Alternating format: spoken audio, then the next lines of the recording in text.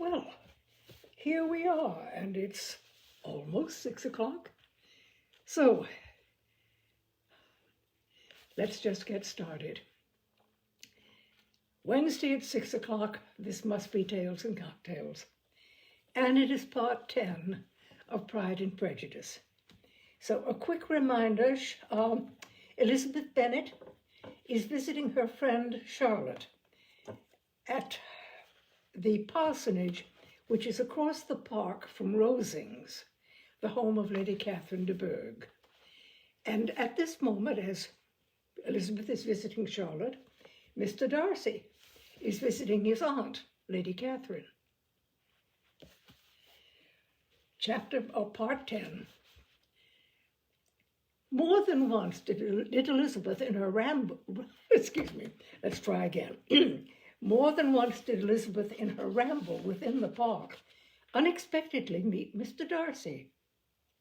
She felt all the perverseness of the mischance that should bring him where no one else was brought, and to prevent its ever happening again, took care to inform him at first that it was a favorite haunt of hers. How it could occur a second time, therefore, was very odd. Yet it did, and even a third. It seemed like wilful ill nature or a voluntary penance, for on these occasions it was not merely a few formal inquiries and an awkward pause, and then away, but he actually thought it necessary to turn back and walk with her. He never said a great deal, nor did she give herself the trouble of talking or of listening much. But it struck her in the course of their third rencontre, that he was asking some odd, unconnected questions about her pleasure in being at Hunsford, her love of solitary walks, and her opinion of Mr. and Mrs. Collins's happiness, and that in speaking of Rosings, and her not perfectly understanding the house, he seemed to expect that whenever she came into Kent again, she would be staying there, too. His words seemed to imply it. Could he have Colonel Fitzwilliam in his thoughts? She supposed if he meant anything, he must mean an allusion to what might arise in that quarter.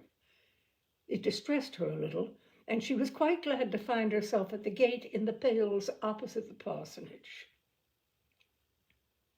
She was engaged one day as she walked in reperusing Jane's last letter, and dwelling on some passages which proved that Jane had not written in spirits, when, instead of being again surprised by Mr. Darcy, she saw on looking up that Colonel Fitzwilliam was meeting her. Putting away the letter immediately and forcing a smile, she said, "I did not know before that you ever walked this way." "I've been making the tour of the park," he replied, "as I generally do every year, and intended to close it with a call at the parsonage. Are you going much farther?" "No, I should have turned in a moment." And accordingly she did turn, and they walked towards the parsonage together. "Do you certainly leave Kent on Saturday?" said she. "Yes, if Darcy does not put it off again. But I am at his disposal. He arranges the business just as he pleases. And if not able to please himself in the arrangement, he has at least great pleasure in the power of choice. I do not know anybody who seems more to enjoy the power of doing what he likes than Mr. Darcy." "He likes to have his own way very well," replied Colonel Fitzwilliam, "but so we all do. It is only that he has better means of having it than many others, because he is rich, and many others are poor. I speak feelingly. A younger son, you know, must be inured to self-denial and dependence. In my opinion, the younger son of an earl can know very little of either. Now, seriously, what have you ever known of self-denial and dependence? When have you been prevented by want of money from going wherever you chose or procuring anything you had a fancy for?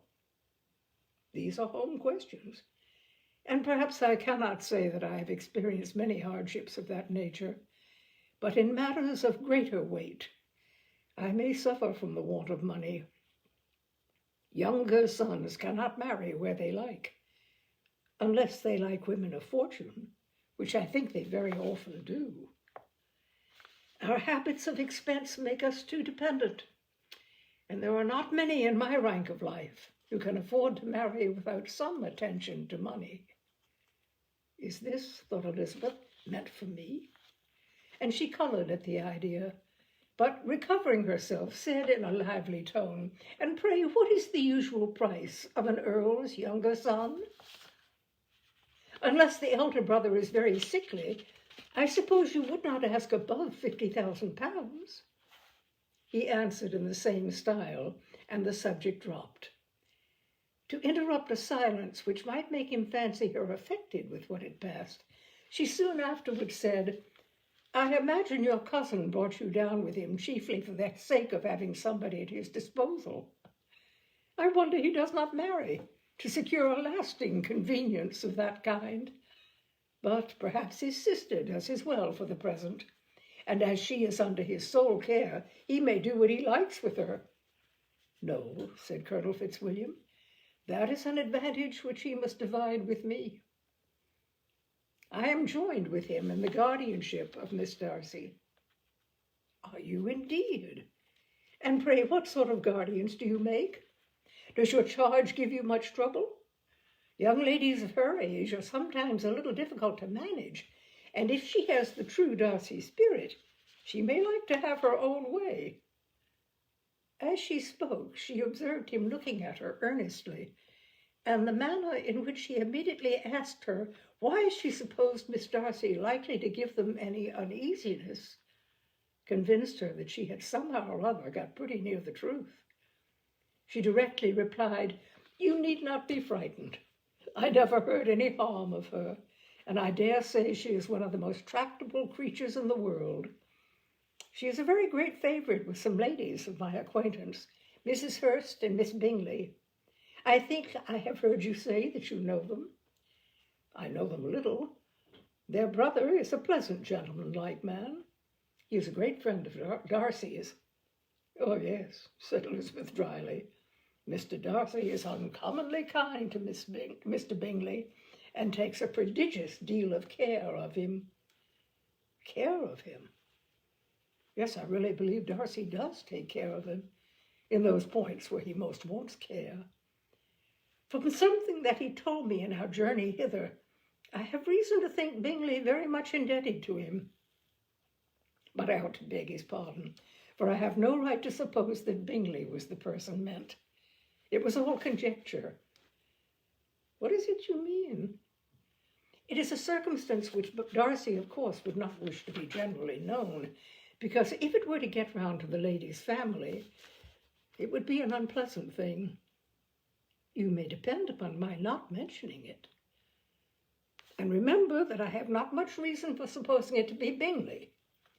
What he told me was merely this, that he congratulated himself on having lately saved a friend from the inconveniences of a most imprudent marriage, but without mentioning names or any other particulars, and I only suspected it to be Bingley from believing him the kind of young man to get into a scrape of that sort, and from knowing them to have been together the whole of last summer." "Did Mr. Darcy give you his reasons for this interference?" "I understood that there were some very strong objections against the lady." "And what arts did he use to separate them?" "He did not talk to me of his own arts," said Fitzwilliam, smiling. "He only told me what I have now told you." Elizabeth made no answer, and walked on, her heart swelling with indignation. After watching her a little, Fitzwilliam asked her why she was so thoughtful. "I am thinking of what you have been telling me," said she. "Your cousin's conduct does not suit my feelings. Why was he to be the judge? You are rather disposed to call his interference officious? I do not see what right Mr. Darcy had to decide on the propriety of his friend's inclination, or why, upon his own judgment alone, he was to determine and direct in what manner that friend was to be happy. But she continued, recollecting herself, as we know none of the particulars, it is not fair to condemn him. It is not to be supposed that there was much affection in the case. That is not an unnatural surmise, said Fitzwilliam, but it is lessening the honor of my cousin's triumph very sadly. This was spoken jestingly, but it appeared to her so just a picture of Mr. Darcy that she would not trust herself with an answer, and therefore, abruptly changing the conversation, talked on indifferent matters till they reached the parsonage. There, shut into her own room as soon as their visitor left them, she could think without interruption of all that she had heard. It was not to be supposed that any other people could be meant than those with whom she was connected. There could not exist in the world two men over whom Mr. Darcy could have such boundless influence. That he had been concerned in the measures taken to separate Mr. Bingley and Jane, she had never doubted, but she had always attributed to Miss Bingley the principal design and arrangement of them. If his own vanity, however, did not mislead him, he was the cause. His pride and caprice were the cause of all that Jane had suffered and still continued to suffer. He had ruined for a while every hope of happiness for the most affectionate, generous heart in the world, and no one could say how lasting an evil he might have inflicted. There were some very strong objections against the lady, were Colonel Fitzwilliam's words, and those strong objections probably were her having one uncle who was a country attorney and another who was in business in London. To Jane herself, she exclaimed, there could be no possibility of objection. All loveliness and goodness as she is, her understanding excellent, her mind improved, and her manners captivating.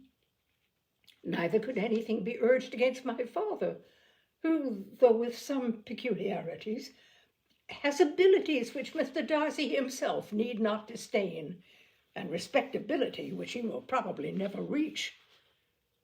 When she thought of her mother, indeed, her confidence gave way a little, but she would not allow that any objections there had material weight with Mr. Darcy, whose pride, she was convinced, would receive a deeper wound from the want of importance in his friends' connections than from their want of sense. And she was quite decided at last that he had been partly governed by this worst kind of pride, and partly by the wish of retaining Mr. Bingley for his sister.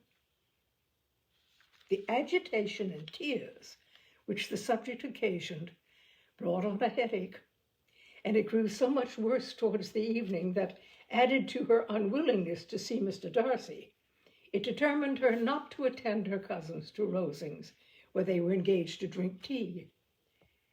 Mrs. Collins, seeing that she was really unwell, did not press her to go, and as much as possible prevented her husband from pressing her.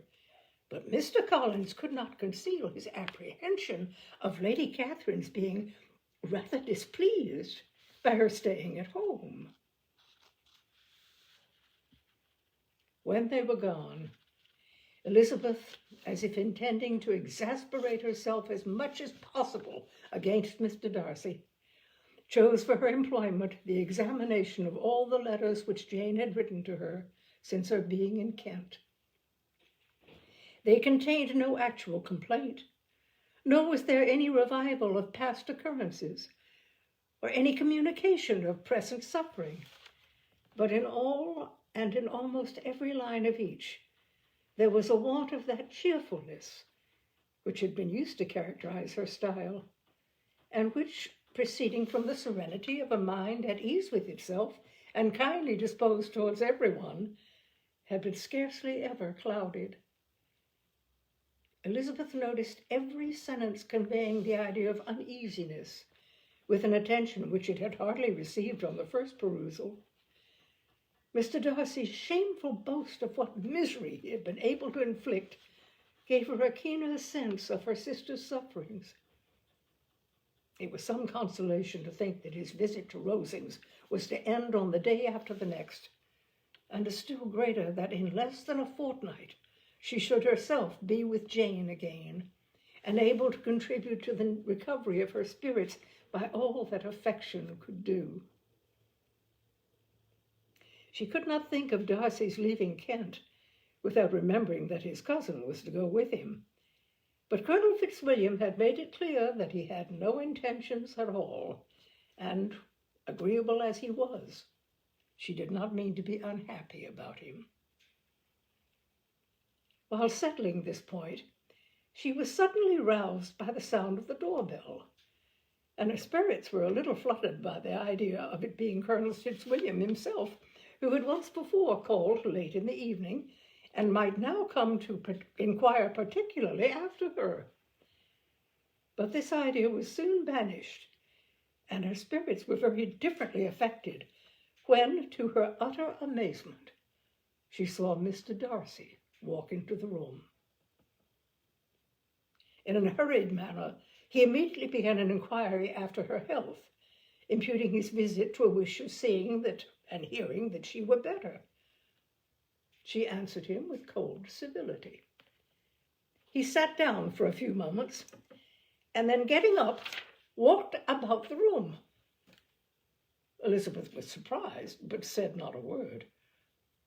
After a silence of several minutes, he came toward her in an agitated manner, and thus began. "In vain have I struggled. It will not do. My feelings will not be repressed. You must allow me to tell you how ardently I admire and love you." Elizabeth's astonishment was beyond expression. She stared, colored, doubted, and was silent.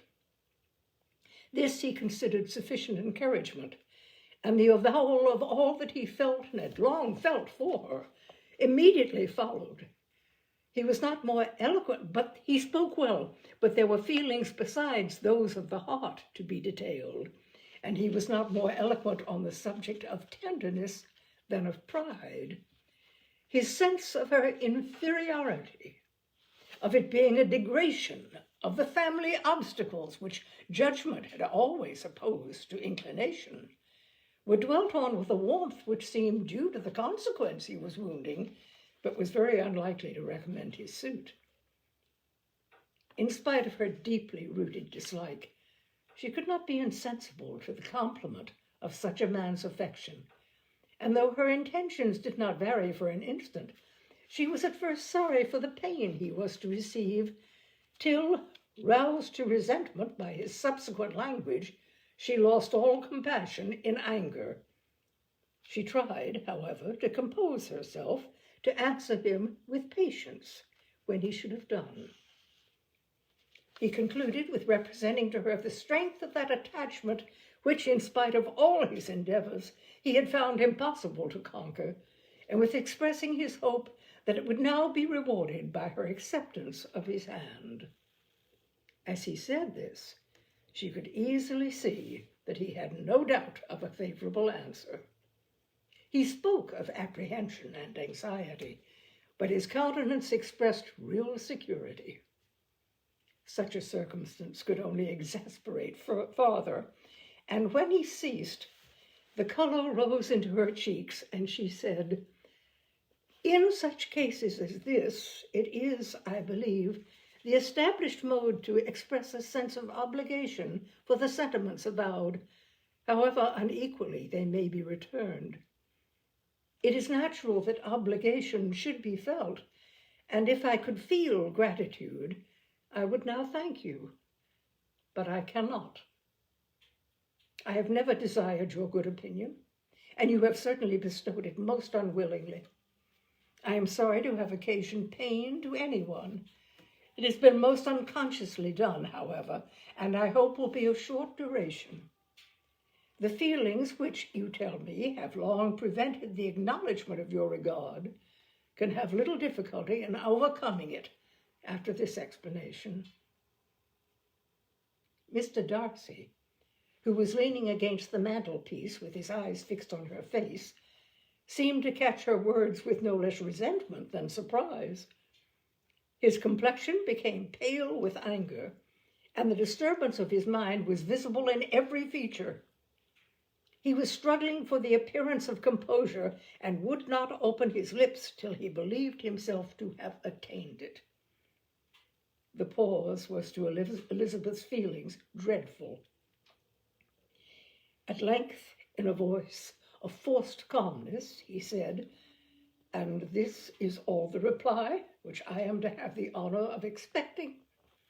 I might perhaps wish to be informed why, with so little endeavor at civility, I am thus rejected, but it is of small importance."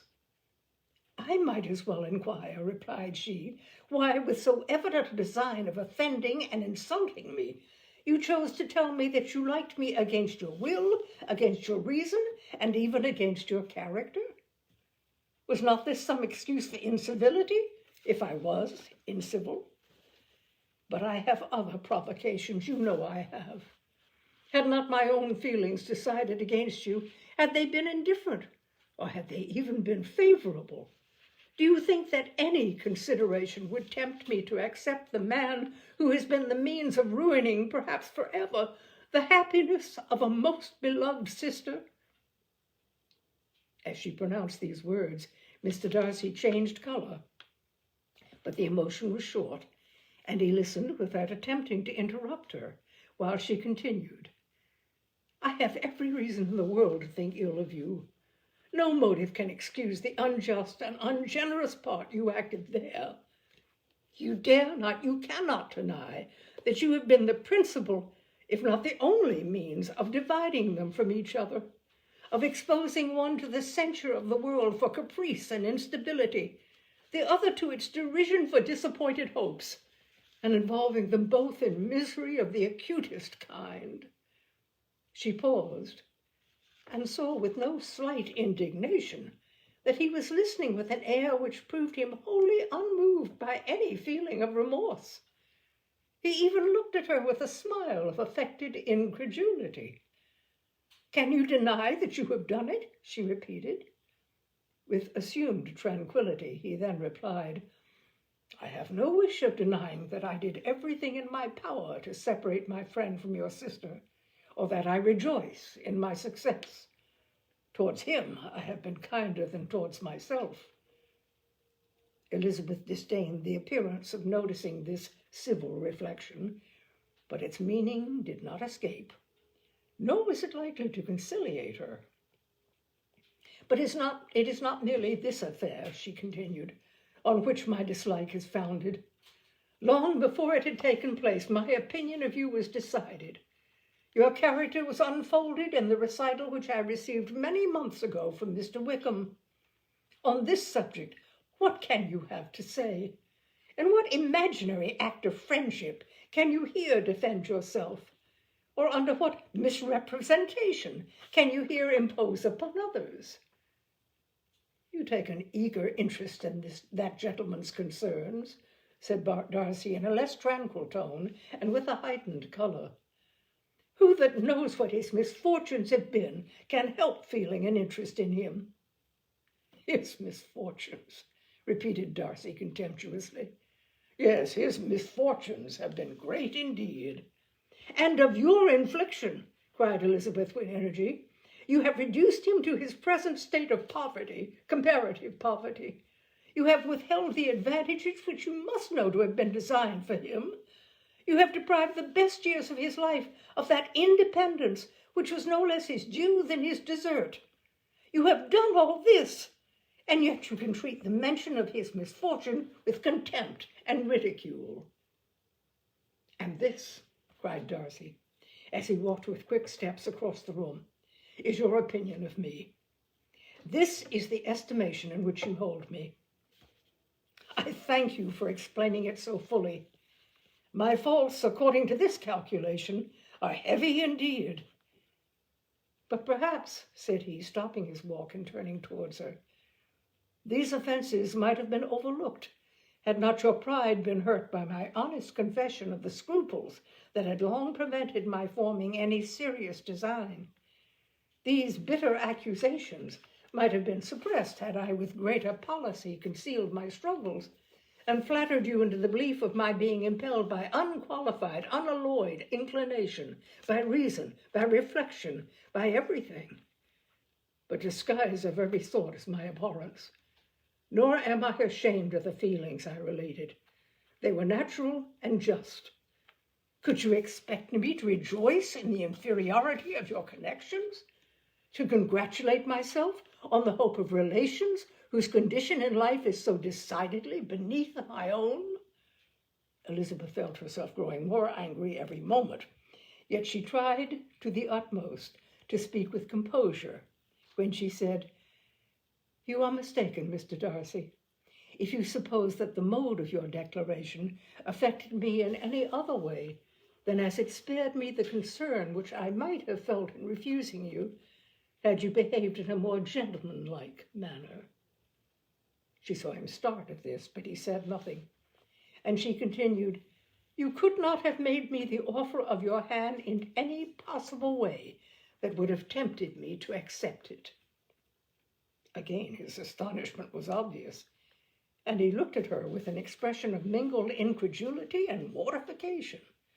She went on, "From the very beginning, from the first moment, I may almost say, of my acquaintance with you, your manners, impressing me with the fullest belief of your arrogance, your conceit, and your selfish disdain of the feelings of others, were such as to form that groundwork of disapprobation on which succeeding events have built so immovable a dislike.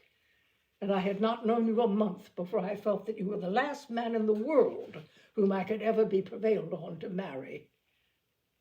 You have said quite enough, madam. I perfectly comprehend your feelings, and have now only to be ashamed of what my own have been. Forgive me for having taken up so much of your time, and accept my best wishes for your health and happiness." And with these words he hastily left the room, and Elizabeth heard him the next moment open the front door and quit the house. The tumult of her mind was now painfully great. She knew not how to support herself, and from actual weakness sat down and cried for half an hour. Her astonishment as she reflected on what had passed was increased by every review of it. That she should receive an offer of marriage from Mr. Darcy, that he should have been in love with her for so many months, so much in love, as to wish to marry her in spite of all the objections which had made him prevent his friends marrying her sister, and which must appear at least with equal force in his own case, was almost incredible. It was gratifying to have inspired unconsciously so strong an affection, but his pride, his abominable pride, his shameless avowal of what he had done with respect to Jane, his unpardonable assurance in acknowledging, though he could not justify it, and the unfeeling manner in which he had mentioned Mr. Wickham, his cruelty toward whom he had not attempted to deny, soon overcame the pity which the consideration of his attachment had for a moment excited. She continued in very agitating reflections till the sound of Lady Catherine's carriage made her feel how unequal she was to encounter Charlotte's observation, and hurried her away to her room. Elizabeth awoke the next morning to the same thoughts and meditations which had at length closed her eyes. She could not yet recover from the surprise of what had happened. It was impossible to think of anything else, and totally indisposed for employment, she resolved soon after breakfast to indulge herself in air and exercise. She was proceeding directly to her favorite walk when the recollection of Mr. Darcy's sometimes coming there stopped her, and instead of entering the park, she turned up the lane which led her farther from the turnpike road.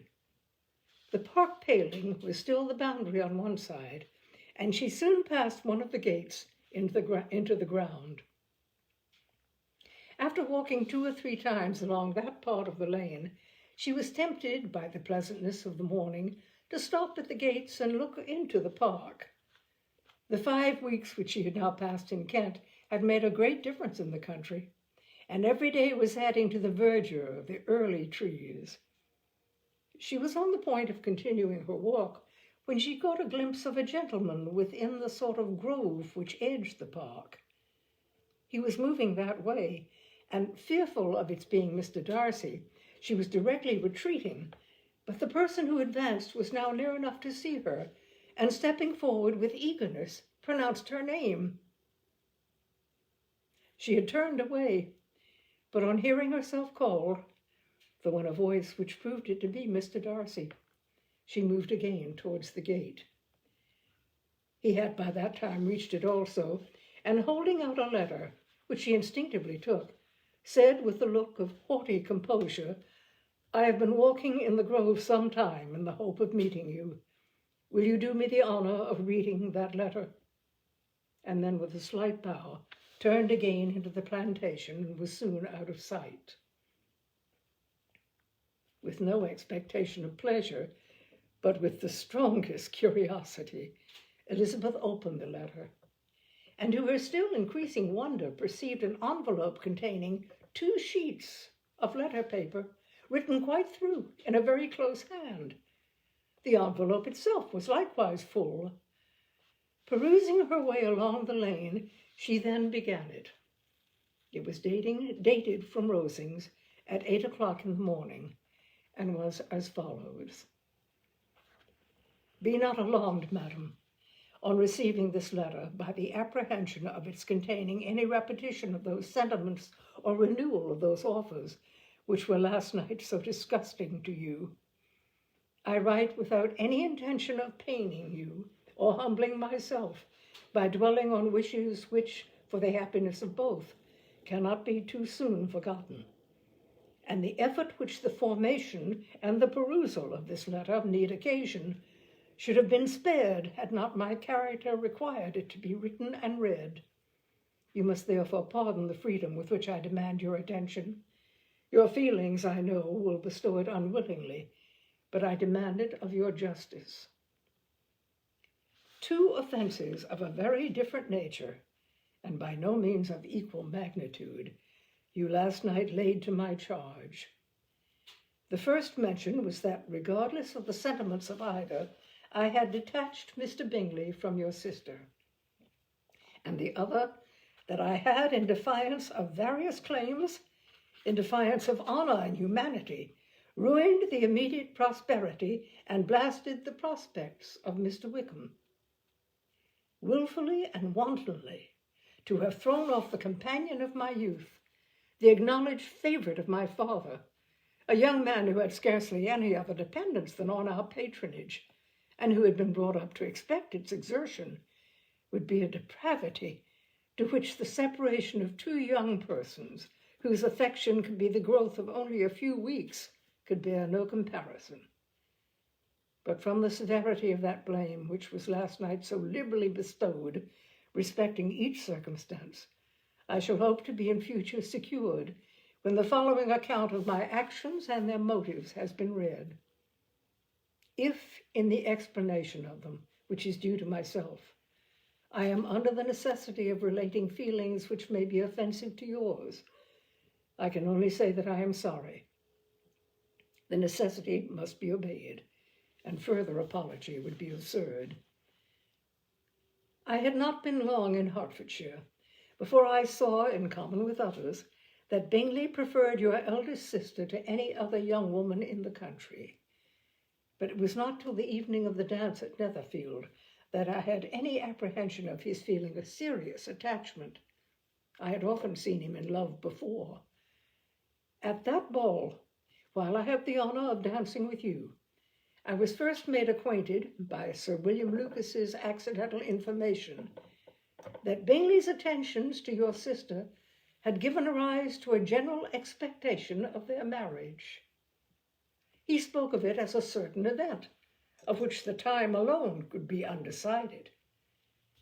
From that moment I observed my friend's behavior attentively, and I could then perceive that his partiality for Miss Bennet was beyond what I had ever witnessed in him. Your sister I also watched. Her look and manners were open, cheerful, and engaging as ever, but without any symptom of particular regard, and I remained convinced from the evening's scrutiny that though she received his attentions with pleasure, she did not invite them by any participation of sentiment. If you have been mistaken here, I must have been in error. Your superior knowledge of your sister must make the latter probable. If it be so, if I have been misled by such error to inflict pain on her, your resentment has not been unreasonable. But I shall not scruple to assert that the serenity of your sister's countenance and air was such as might have given the most acute observer a conviction that, however amiable her temper, her heart was not likely to be easily touched. That I was desirous of believing her indifferent is certain, but I will venture to say that, I've lost my place.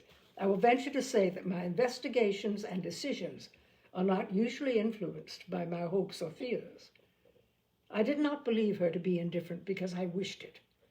I believed it on impartial conviction, as truly as I wished it in reason. My objections to the marriage were not merely those which I last night acknowledged to have required the utmost force of passion to put aside in my own case. The want of connection cannot be so great an evil to my friend as to me, but there were other causes of repugnance, causes which, though still existing, and existing to an equal degree in both instances, I had myself endeavored to forget because they were not immediately before me. These causes must be stated, though briefly. The situation of your mother's family, though objectionable, was nothing in comparison of that total want of propriety so frequently, so almost uniformly betrayed by herself, by your 3 younger sisters, and occasionally even by your father. Pardon me. It pains me to offend you, but amidst your concern for the defects of your nearest relations and your displeasure at this representation of them, let it give you consolation to consider that to have conducted yourselves so as to avoid any share of the like censure is praise no less generally bestowed on you and your eldest sister than it is honorable to the sense and disposition of both.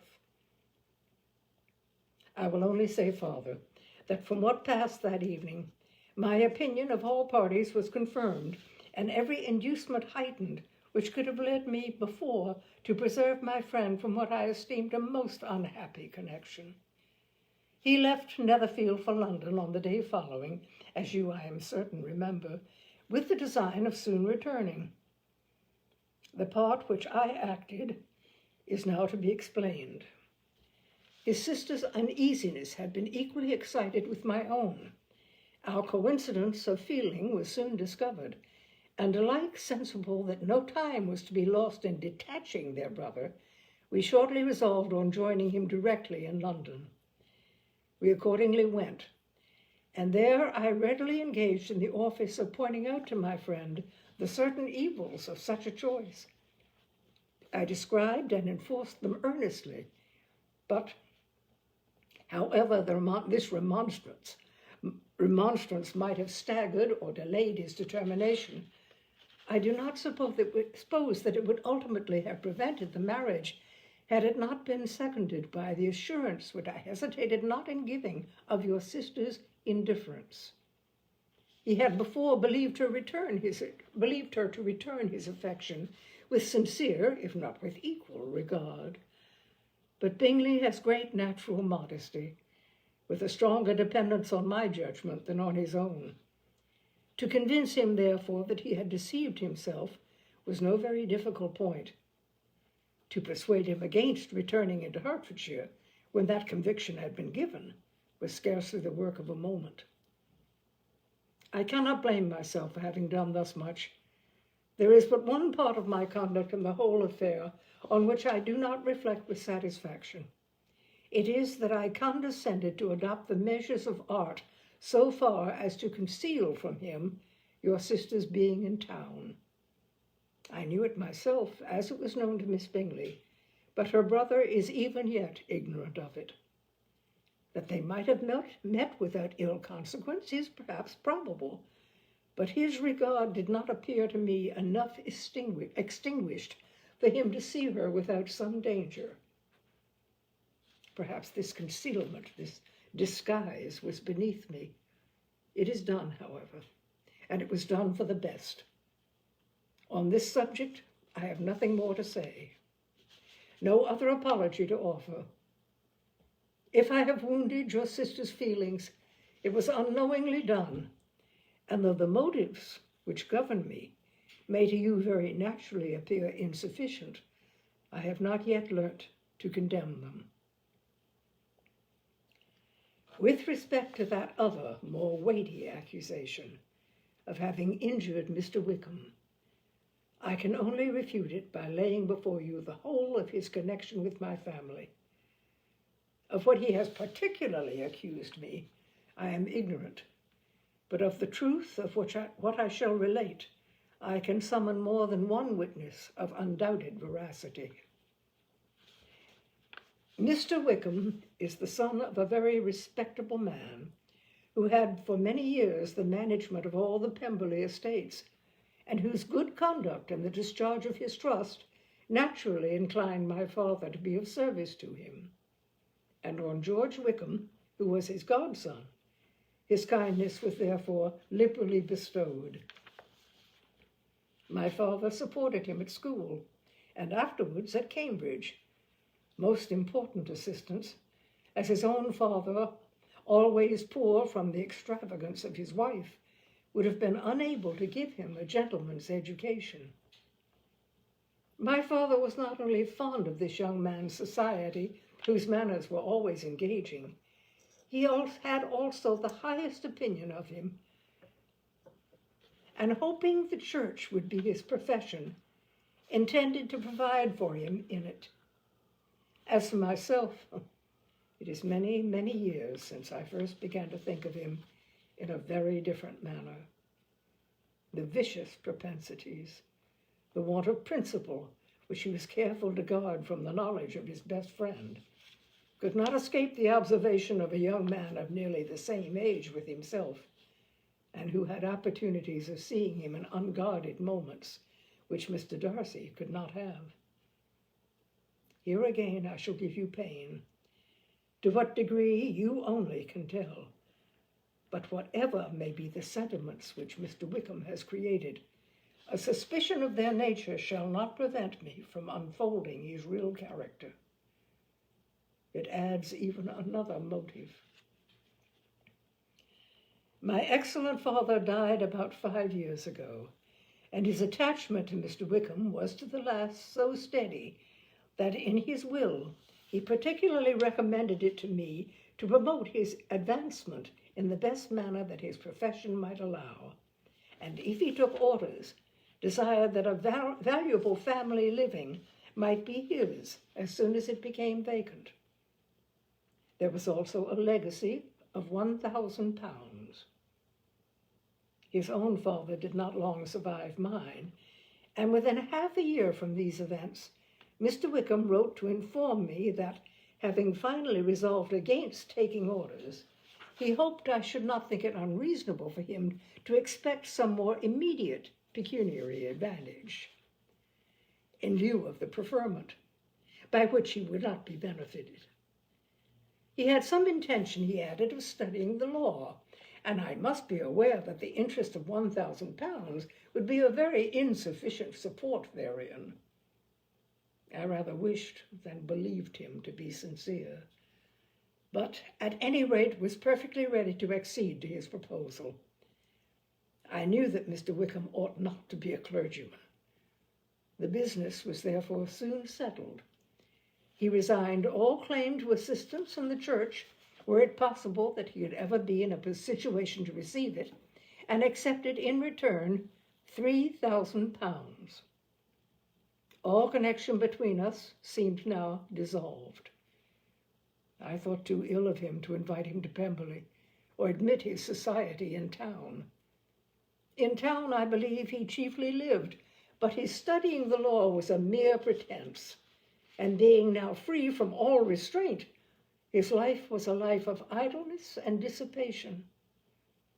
For about 3 years I heard little of him, but on the decease of the incumbent of the living which had been designed for him, he applied to me again by letter for the presentation. His circumstances, he assured me, and I had no difficulty in believing it, were exceedingly bad. He had found the law a most unprofitable study, and was now absolutely resolved on being ordained, if I would present him to the living in question, of which he trusted there could be little doubt, as he was well assured that I had no other person to provide for, and I could not have forgotten my revered father's intentions. You will hardly blame me for refusing to comply with this entreaty, or for resisting every repetition of it. His resentment was in proportion to the distress of his circumstances, and he was doubtless as violent in his abuse of me to others as in his reproaches to myself. After this period, every appearance of acquaintance was dropped. How he lived, I know not, but last summer he was again most painfully obtruded on my notice. I must now mention a circumstance which I would wish to forget myself, and which no obligation less than the present should induce me to unfold to any human being. Having said thus much, I feel no doubt of your secrecy. My sister, who is more than 10 years my junior, was left to the guardianship of my mother's nephew, Colonel Fitzwilliam, and myself. About a year ago, she was taken from school, and an establishment formed for her in London. And last summer she went with the lady who presided over it to Ramsgate, and thither also went Mr. Wickham, undoubtedly by design, for there proved to have been a prior acquaintance between him and Mrs. Young, in whose character we were most unhappily deceived, and by her connivance and aid he so far recommended himself to Georgiana, whose affectionate heart retained a strong impression of his kindness to her as a child, that she was persuaded to believe herself in love and to consent to an elopement. She was then but 15, which must be her excuse, and after stating her imprudence, I am happy to add that I owned the knowledge of it to herself. I joined them unexpectedly a day or two before the intended elopement, and then Georgiana, unable to support the idea of grieving and offending a brother whom she almost looked up to as a father, acknowledged the whole to me. You may imagine what I felt and how I acted. Regard for my sister's credit and feelings prevented any public exposure. But I wrote to Mr. Wickham, who left the place immediately, and Mrs. Young was, of course, removed from her charge. Mr. Wickham's chief object was unquestionably, my sister's fortune, which is £30,000. But I cannot help supporting that the hope of revenging himself on me was a strong inducement. His revenge would have been complete indeed. This, madam, is a faithful narrative of every event in which we have been concerned together. And if you do not absolutely reject it as false, you will, I hope, henceforth acquit me of cruelty toward Mr. Wickham. I know not in what manner, under what form of falsehood he has imposed on you, but his success is not perhaps to be wondered at, ignorant as you previously were of anything concerning either. Detection could not be in your power, and suspicion certainly not in your inclination. You may possibly wonder why all this was not told you last night, but I was not then master enough of myself to know what could or ought to be revealed.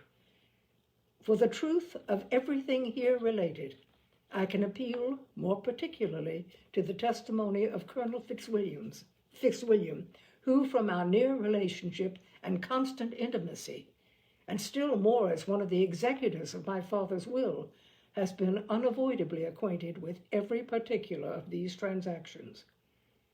If your abhorrence of me should make my assertions valueless, you cannot be prevented by the same cause from confiding in my cousin, and that there may be the possibility of consulting him, I shall endeavor to find some opportunity of putting this letter in your hands in the course of the morning. I will only add, God bless you. Fitzwilliam Darcy.